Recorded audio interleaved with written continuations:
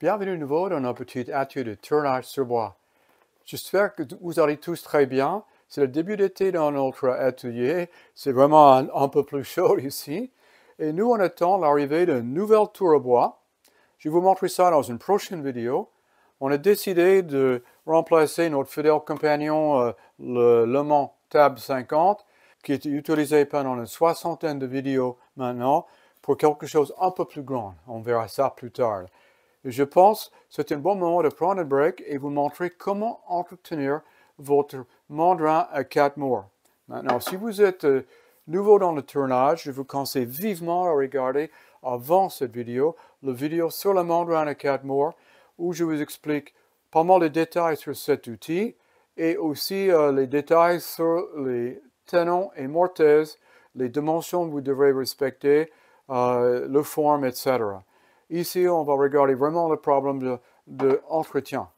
Et pour entretien, je parle de deux types d'entretien. Je parle d'un entretien régulier que vous devez faire après chaque projet et un entretien périodique que vous pouvez faire peut-être une fois par an, peut-être tous les 5 ans. Ça dépend vraiment de l'usage que vous faites de votre mandrin à 4 mois. Notre mandrin, c'est un Vicmark 100. Vous avez peut-être un autre type de mandrin. Pas de problème, vous allez trouver certainement les choses ici dans cette vidéo qui peuvent vous aider pour votre entretien. Maintenant, autre chose, les choses peuvent aussi être différentes si vous avez un mandrin avec le dos fermé ou le dos ouvert. Mais on verra tout ça en détail dans une minute. Bon, avec tout ça, on y va? Maintenant, commençons par l'entretien régulier. La première chose à faire, c'est après chaque projet, de nettoyer tous les copeaux et poussières qui sont sur votre mandrin de 4 mois. Donc, en général, je ouvre les morts suffisamment larges pour que je peux passer avec un aspirateur entre les morts ou utiliser de l'air comprimé si vous avez dans votre atelier. Si vous avez un mandrin de 4 mois avec le dos ouvert, il peut bien avoir des copeaux qui rentrent derrière. Et là, il faut faire un effort encore plus important pour souffler ou aspirer là-dedans.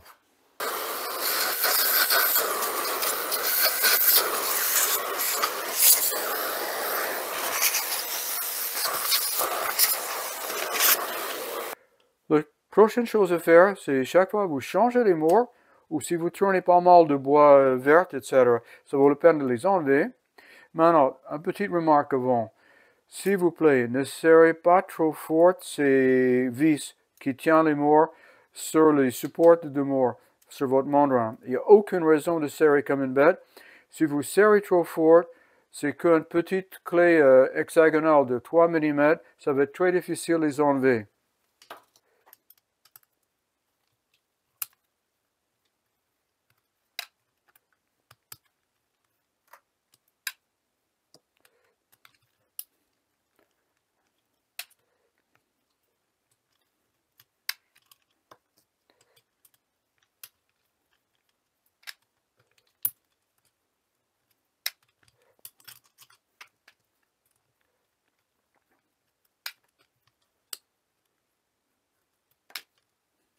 Donc là, vous pouvez constater les rayures qui servent de guider les morts. Et donc, la chose que je fais ici, c'est tout simplement nettoyer tout ça avec une brosse à dents. On va juste frotter dessus. Si le surface n'est pas complètement propre, on va voir ça dans une minute, ça c'est quand même un peu de saleté. Voilà. Idem pour les morts.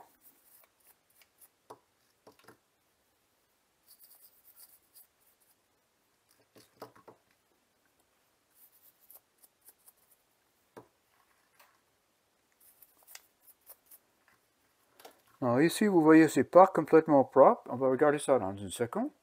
Je vais utiliser un tout petit peu de WD-40, mais c'est la version standard, sans silicone, s'il vous plaît, parce qu'un peu de silicone sur votre mandrin de 4 mois, et vous allez avoir un sacré problème avec votre finition.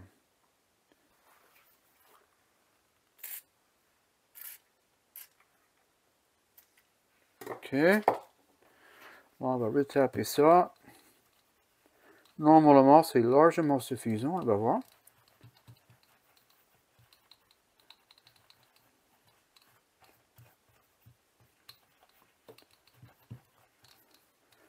Ça, c'est mieux. Il me reste un tout petit peu de sève ici. Vous voyez bien, je travaille avec le bois vert. Donc ça, il faut utiliser une autre technique.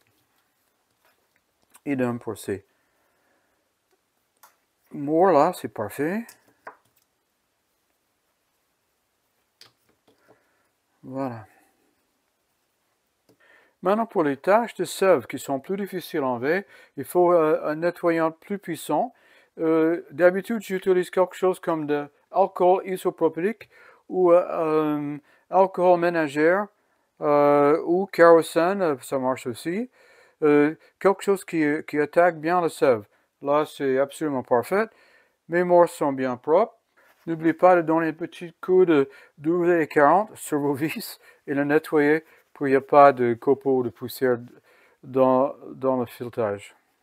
Dernière chose que je fais, c'est de simplement passer la brosse à dents dans le filetage intérieur du mandrin pour assurer qu'il n'y a pas de copeaux dedans. Et c'est prêt. Et donc là, je peux monter ça et là, c'est prêt pour le prochain tournage. Maintenant, pour l'entretien périodique, les choses coursent pas mal parce que vous serez obligé de démonter entièrement votre mandrin à 4 morts. Pas de panique, c'est pas très difficile, mais il faut quelques outils bien particuliers. On va regarder ça. En plus de clé que vous utilisez pour ouvrir les morts, vous avez besoin d'une clé hexagonale de 2 mm et demi.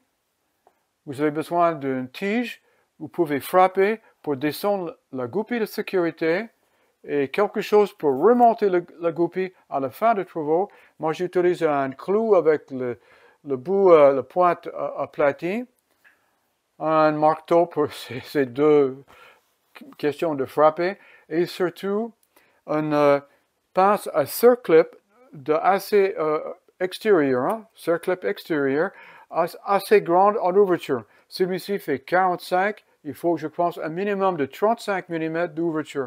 Donc, c'est vraiment une taille de pince à circlip assez important parce que le circlip dedans qui tient les disques avec le crémaillère est vraiment costaud. Vous n'arriverez pas, je crois, avec des pinces long nez et un tournevis. Et en plus, vous-même risquez d'avoir sortir le circlip dans le visage. Autre chose, vous avez peut-être besoin d'un récipient pour mettre le produit de nettoyage, pour nettoyer vos pièces. Et je crois que c'est une bonne idée de porter des gants. Maintenant, pour ceux qui ont besoin d'un dessin pour voir les morceaux, je vous signale un excellent article écrit par Pierre Delétraz dans les revues Tournage sur bois.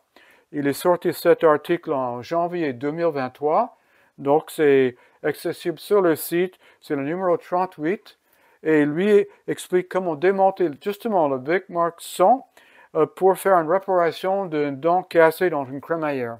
Maintenant, il y a une petite différence entre son démontage et le mien, parce que le mandrin Vicmark 100 que je vais vous montrer, c'est plus récent, et les goupies, les deux goupies qui tiennent les pignons, sont maintenant tenus avec un filetage. Dans les versions anciennes de Vicmark, les goupies étaient simplement posées dedans, donc il fallait frapper le structure avec un marteau pour faire descendre les goupies s'ils étaient bloqués dedans, ou comme Pierre a dit, il utilise un aimant pour les sortir. Mais maintenant, c'est beaucoup plus facile. On va utiliser notre clé hexagonale pour sortir ça. Bon, avec tout ça, on va démarrer le travail. Hein. Le démontage de Vicmark 100 est extrêmement rapide. Ça me prend à peine 10 minutes et ça va prendre probablement quelque chose comme 10 minutes pour le remonter. C'est juste le temps après de nettoyer les pièces. Donc, la première chose qu'il faut qu'on fasse, c'est de descendre la goupille de sécurité. Donc, je vais vous montrer le truc assez proche. Là, voilà. Là, on voit bien la goupille et derrière, une petite fente sur le morse numéro 4. Cette goupille est là pour éviter que quand vous ouvrez complètement les 4 morts, que les morses ne vont pas quitter le mandrin. Sinon, vous risquez un grave accident. Donc, il faut juste descendre cette goupille très gentiment pour que ça soit à fleur. Voilà. On va le faire comme ça.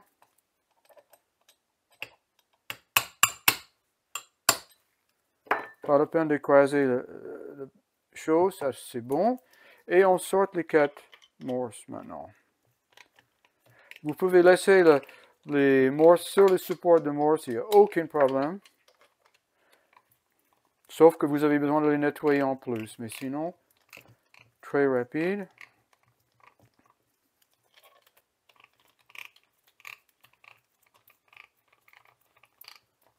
Voilà.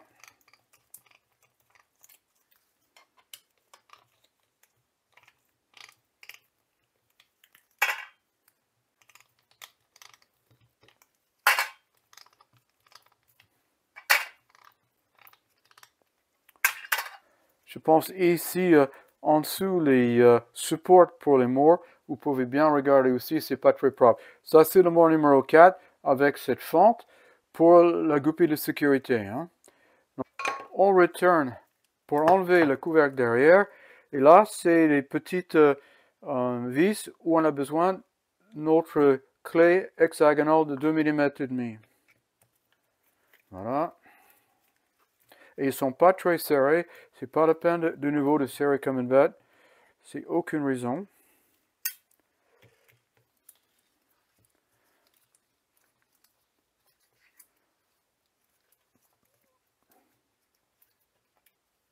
Voilà. Et voilà. Déjà, première remarque, cette membrane n'était pas ouverte depuis l'achat. Il n'y a pas de copeaux dedans. Donc, s'il est bien fermé derrière, il n'y a pas vraiment de risque d'avoir de copeaux. D'autre chose, vous voyez à peu près la quantité de graisse que le fabricant a mis dedans. C'est pas une tonne, là. Voilà. Maintenant, on va enlever les 2 pignons. Pour ça, il faut qu'on enlève les goupilles ici qui bloquent le pignon. Voilà.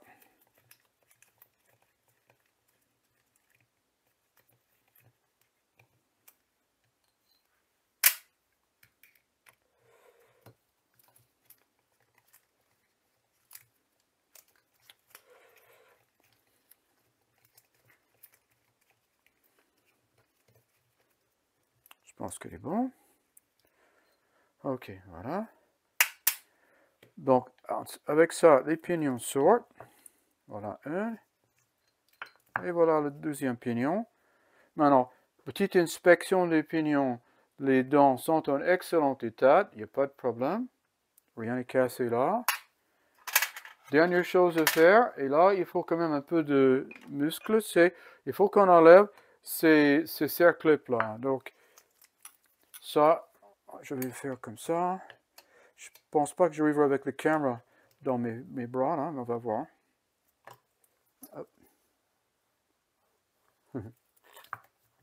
Voilà. Bon, ok. Peut-être. Et voilà, le cercle est sorti. Dernière chose à faire, on va descendre le crémaillère. Voilà. Et voilà, donc, l'autre côté, donc, là, c'est la face interne. OK. Là, c'est donc la partie spirale qui va emmener les 4 morts pour serrer votre morceau de bois. C'est pas très propre, vous voyez bien. Là, il y a les copeaux, les déchets, le sable. Donc, c'est clairement une chose à nettoyer. Là, celui-ci n'était pas encore touché depuis des années. L'autre côté, donc, le crémaillère, il est en bon état.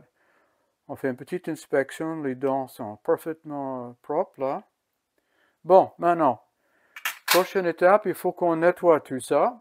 Donc, pour le nettoyage, vous avez diverses options. Comme j'avais dit dans l'autre côté, soit de alcool isopropylique, soit de alcool ménagère, soit de kérosène. Et on va enlever toutes les graisses. Donc, pour ça, en général, j'utilise de nouveau une brosse à dents. Voilà, et je vais faire ça dehors, donc vous n'allez pas voir ça dans la vidéo, en plus c'est pas très intéressant comme activité. On va nettoyer toutes ces pièces et on va remonter ça dans quelques minutes. Voilà, la phase nettoyage est terminée. J'ai abîmé les autres gants, je suis obligé de changer les gants. Là, vous pouvez bien remarquer, donc tout est propre, ça brille. Le crémaillère, nickel. la face spirale, absolument neuve. Les pignons propres. Pour les supports des murs, absolument ok. Il fallait bien frotter un peu dedans, et les rainières aussi. Bon, maintenant, on parle graissage.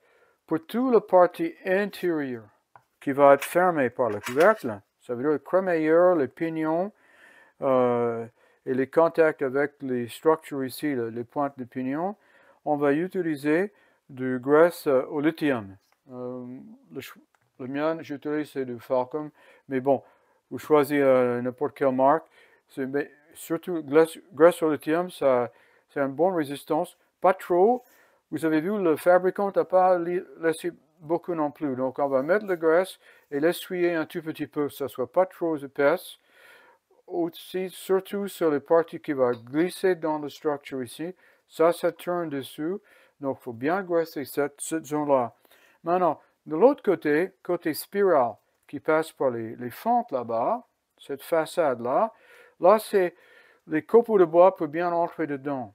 Donc, le problème avec le graisse au lithium, sauf si vous vous essuyez complètement, c'est qu'il peut bien tirer les copeaux de bois et la poussière.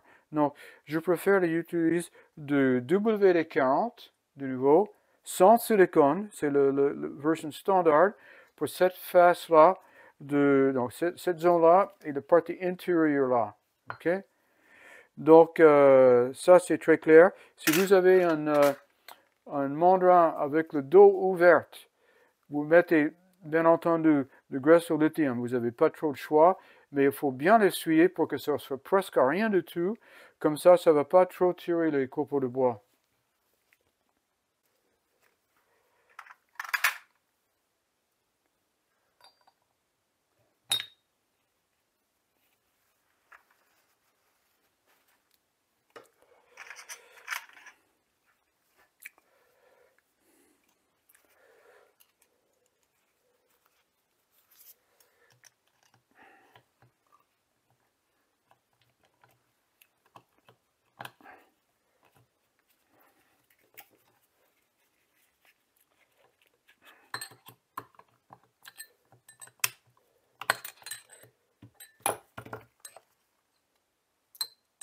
Ok, c'est bon.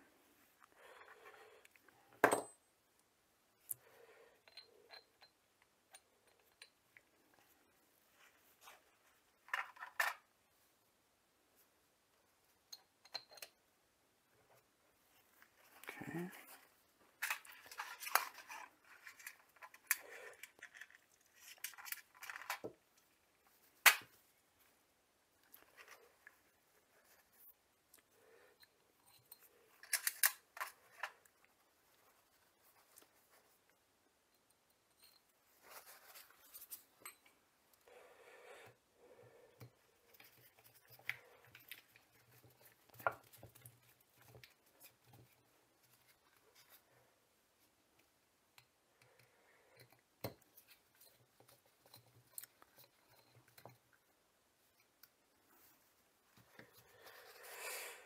Maintenant, il faut remettre les supports des morses là. Et il faut commencer par le premier. Donc, trouvez le premier parce que rien n'est marqué.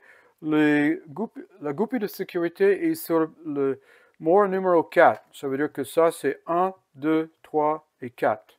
Dans le sens contre les aiguilles d'une montre. Maintenant, regardez bien. Il y a la spirale ici. Je vais montrer le début de la spirale. Donc, on va tourner ça. Une seconde. Juste comme moi, voilà. Vous voyez bien, juste une seconde, je vais mettre très près le caméra pour qu'on regarde bien. Là, c'est le début de spirale. Voilà, on le voit bien là. On va mettre le mot numéro 1. On appuie. Hop. Et on avance la spirale jusqu'à ce que ça s'engage. Là, il est engagé. On continue maintenant vers le numéro 2.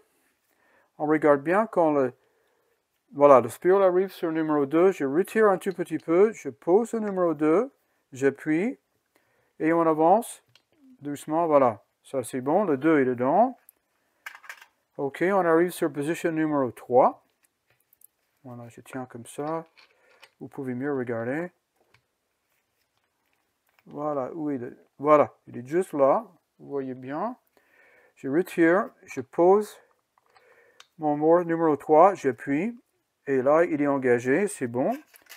Maintenant, il me faut simplement ajouter le numéro 4. Donc, j'attends.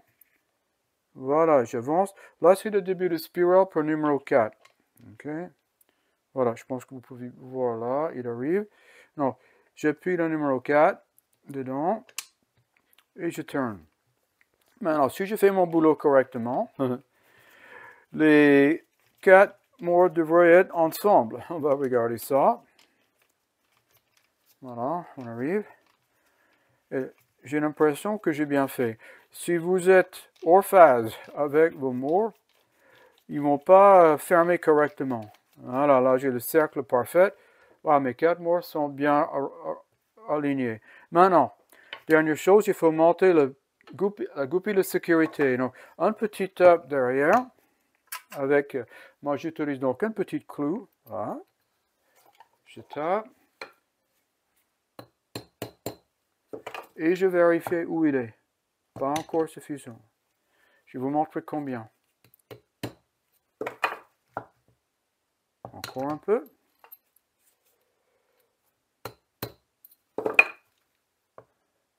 Ça devrait aller. Il faut que ça soit suffisamment haut pour que ça fasse la sécurité, mais que cette encoche de numéro 4 passe au-dessus. On va vérifier ça.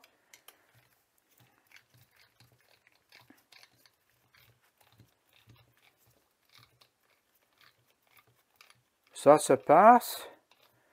Et là, ça va s'arrêter là. Hop, c'est bon. Donc là, c'est bien arrêté sur les troisième spirale là-dedans, donc c'est bien. Donc ça, c'est fait, c'est bon. Si vous mettez la goupille trop haut, vous ne pouvez pas passer plus loin que ça. Il va toucher le bout de numéro 4 là. Donc c'est bien. OK. Et maintenant, on retourne et on met le face. Juste un sec. Donc, voilà, je vais mettre ça. Numéro 1. Voilà. Et on met les deux vis, excusez-moi. Avec notre clé numéro 2,5. Et de nouveau, on ne sert pas vraiment comme une bête. Un peu, c'est suffisant. Il n'y a aucun risque que ça va partir. Voilà. Et ici, la même chose.